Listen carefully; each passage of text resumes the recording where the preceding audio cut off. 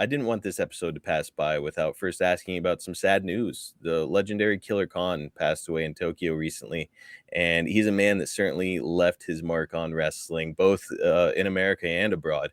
I was wondering if you have any memories of working with him or being around him in general. Well, I know I worked with him. I worked with him several times here, and I think probably more in Japan. Hmm. Like and probably a lot during the time that me and Stan Hansen were teamed up. I wish that I think I've spoken about that before. Had a really good deal. Bruiser Brody and Stan Hansen were two of the, not were two of, they were the two most recognizable, famous foreign wrestlers in all of Japan.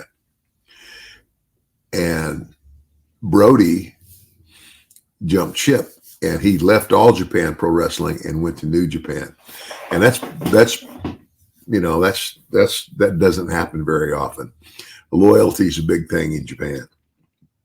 And so Stan needed a new partner and came to me and he says, do you want the spot?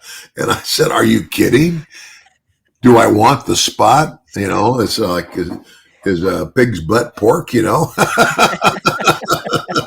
Absolutely. I'll take it. It was great. And, but back to Killer Khan, I probably worked with him more in Japan than I did in the United States. And great guy, though. I mean, that's one thing. The thing I remember the most about him, that he was a very likable guy, very jovial.